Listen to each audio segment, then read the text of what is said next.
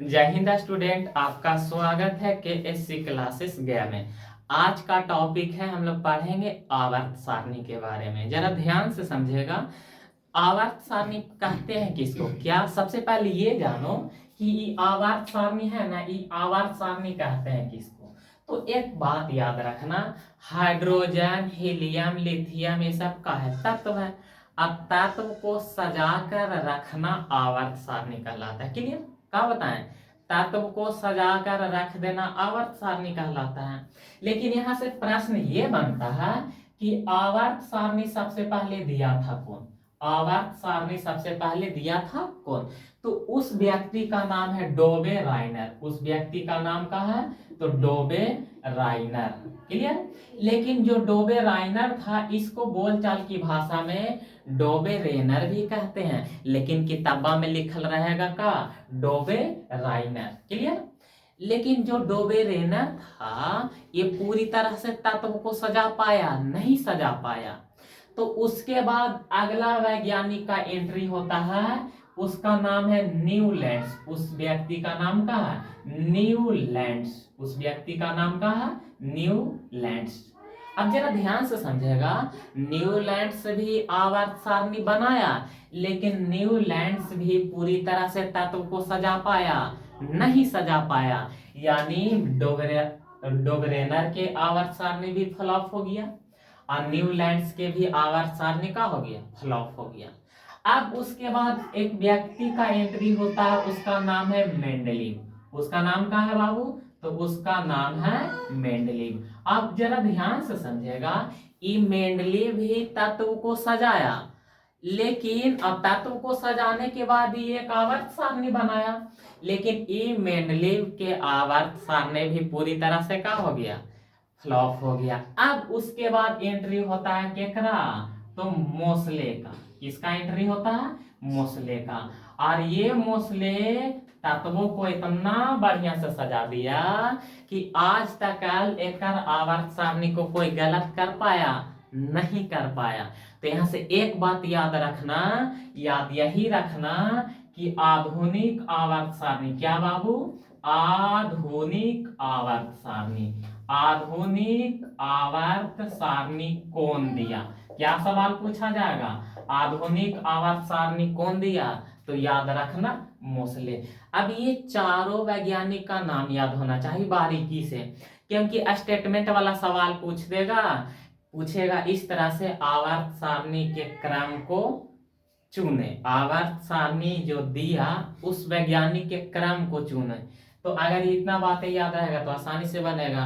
आवर्त सारणी सबसे पहले कौन दिया? डोबे राइनर। इसका फ्लॉप हो गया। उसके बाद आया कौन? तो न्यूलैंड्स। इसका भी आवर्त सारणी फ्लॉप हो गया पूरी तरह से। अब उसके बाद कौन आया? तो मेंडलीव। मेंडलीव भी आवर्त सारणी दिया, लेकिन इसका भी पूरी तरह से फ्लॉप हो गया। अब कौन दिया आवर्त सारणी? मोसले। और मोसले के आवर्त सारणी को अभी तक कोई गलत नहीं कर पाया, इसीलिए आधुनिक आवर्त सारणी का जनक या आधुनिक आवर्त सारणी कौन दिया? तो याद रखना मोसले। यहां तक बातें क्लियर? अब जरा ध्यान से समझेगा, अब हम लोग पढ़ेंगे किसके बारे में? तो डोबरेनर के बारे में। यहां से एक बात याद रखना कि जो डोबरेनर था ना, इस तत्व को, क्या बाबू? डोबरेनर तत्व को कितना ग्रुप में बांटा? तो 3 ग्रुप में बांटा। कितने ग्रुप में बांटा? 3 ग्रुप में बांटा। अब 3 को संस्कृत में क्या कहते हैं? त्रिक। 3 को संस्कृत में क्या कहते हैं? त्रिक। तो यहां से ये सवाल जरूर याद रखना कि सवाल बनता है कि त्रिक नियम कौन दिया था? क्या त्रिक नियम कौन दिया था? तो याद रखना डोबरेनर। यहां से डायरेक्ट जोड़ दो ना, डोबरेनर का त्रिक नियम। डोबरेनर का त्रिक नियम, यानी त्रिक नियम का प्रतिपादन कौन किया? डोबरेनर। अच्छा, त्रिक क्यों नाम पड़ा? क्योंकि वे तत्व को कितना ग्रुप में बांटा था? 3 ग्रुप में बांटा था। तीनों समझाते हैं। जैसे एगो तत्व हो गया ए, एगो तत्व हो गया बी और एगो तत्व हो गया सी। क्लियर? अब ये डोबरेनर क्या बताया? बताया यही कि देख बाबू, बीच वाला तत्व के परमाणु द्रव्यमान। डोबरेनर का बताया कि बीच वाला तत्व के परमाणु द्रव्यमान अब बगलवा वाला तत्व के परमाणु द्रव्यमान, बगलवा में यही ना है, यही ना है, ए है और सी है। बगलवा वाले तत्व के परमाणु द्रव्यमान के औसत के बराबर होता है। जब भी औसत की बात कहे बाबू, तो बगलवा वाला ना कह रहा है, तो बगलवा में ए है और का सी है, तो औसत कहेगा तो दोनों के जोड़ दो, ए को जोड़ेंगे और उसके बाद केकरा जोड़ेंगे, सी को। अब हाई के गो दो गो, एगो दो गो, तो एकरा के से भागा दे देंगे, दो से। और कहा डोबरेनर कि बीच वाला तत्व का परमाणु द्रव्यमान बगलवा वाला तत्व के परमाणु द्रव्यमान के औसत के क्या होता है, बराबर होता है। यही बातिया कौन बोला, तो ये बोला डोबरेनर, और इसी को क्या कहते हैं, त्रिक नियम। मेरे बात को जरा ध्यान से सुनेगा। का बोला, बीच वाला तत्व के परमाणु द्रव्यमान दोनों तरफ वाले तत्व के औसत के क्या होता है, बराबर होता है। इसे एग्जाम्पल से हम समझाते हैं, जरा ध्यान से समझेगा।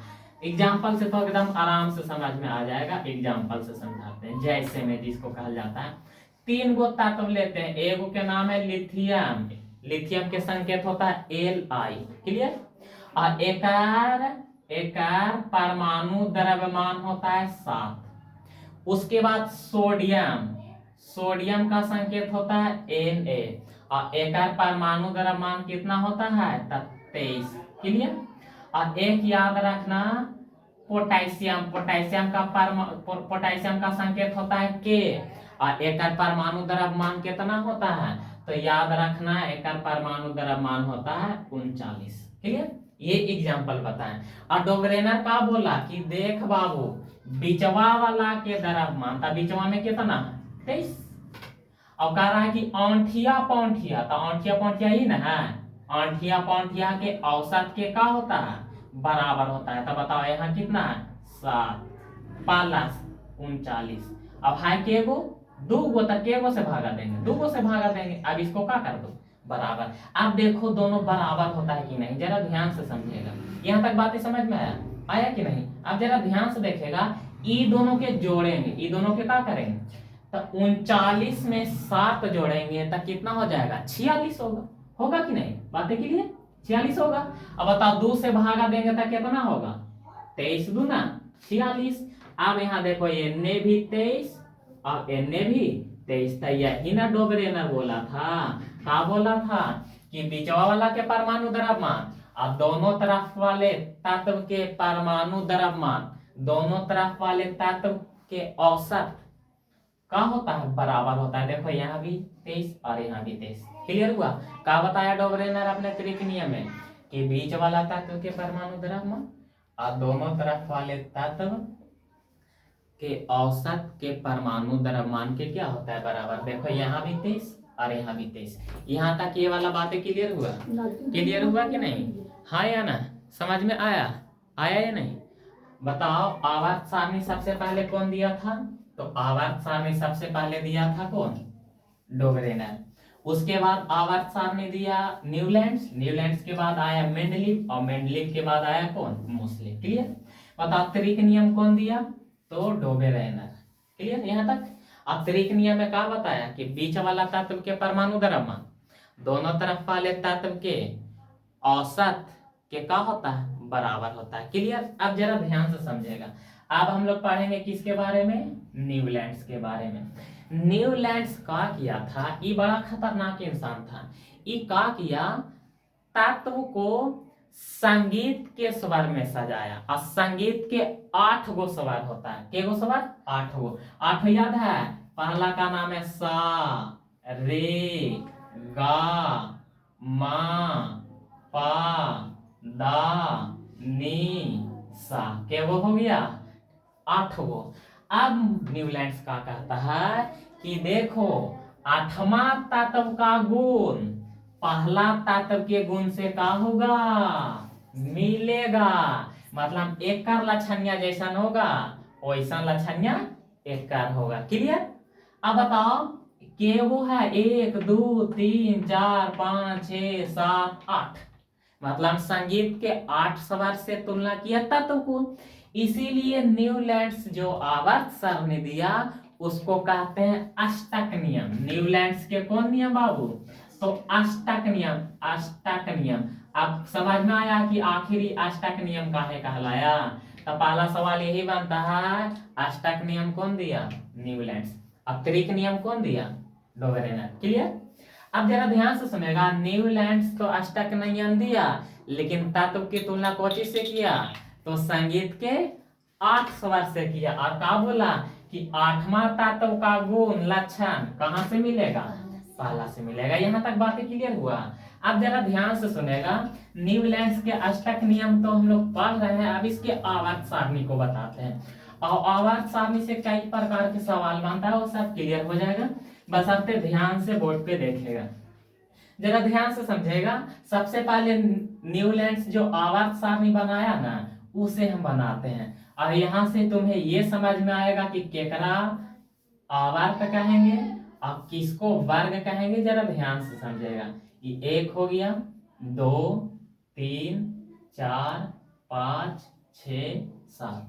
अब जरा ध्यान से समझेगा, ये केकर आवर्त सारणी हम बना रहे हैं? तो ये है न्यूलैंड्स के अष्टक नियम। जरा ध्यान से समझेगा, 1, 2, 3, 4, 5, 6, 7, 8। अब हम यहाँ से यही समझाना चाहते हैं कि देखो ई का है सुतल, सुतल है मतलब एकरा का कहेंगे? क्षैतिज। और यही सुतल का को क्षैतिज कहते हैं।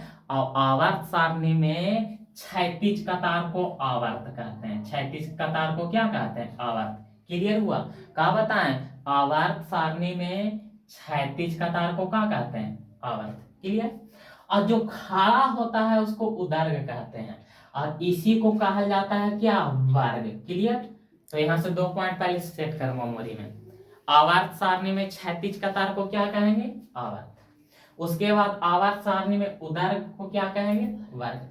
अब यहाँ से सवाल का पूछता है, हम लोग पढ़ रहे हैं का न्यूलैंड्स, यही ना पढ़ रहे हैं, न्यूलैंड्स के अष्टक नियम पढ़ रहे हैं। अब सवाल यहाँ से क्या बनता है कि न्यूलैंड्स के अष्टक नियम में आवर्त की संख्या के गो है? तो गिनो, 1, 2, 3, 4, 5, 6, 7। तो आवर्त की संख्या के गो हो जाएगा।